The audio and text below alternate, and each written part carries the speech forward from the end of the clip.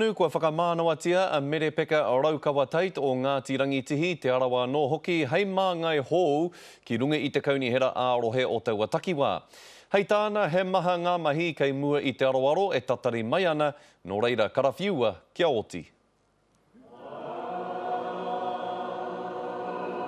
He roi mata aroha mō Merepeka Raukawa Tate, i mua atu i tōna whakahonoretanga, kai mema hau mo te kaunihera ārohe o Rotorua. As you know, I campaigned on 3 themes, and that was for jobs for our young people, but jobs for all people, business growth and development, which is critical, and everyone in the city wants to be part of that.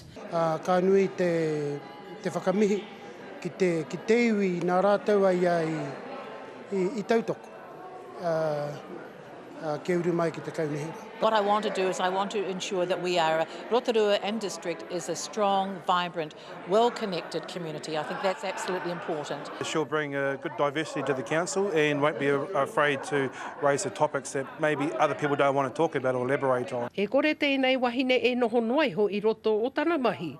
Engari ka kipa hia e ia ngā kaupapa nui ki mua tonu i te aroaro o tana kaunihera. Well, if there's 70,000 people in Rotorua, then we've got 70,000 solutions to our problems. And so how can we get them engaged? And that will be the challenge, and that's what needs to happen. Ka tika hoki ma te hā o te wahine e neke ai te ao. Ko Hinerangi Goodman, mō te karere.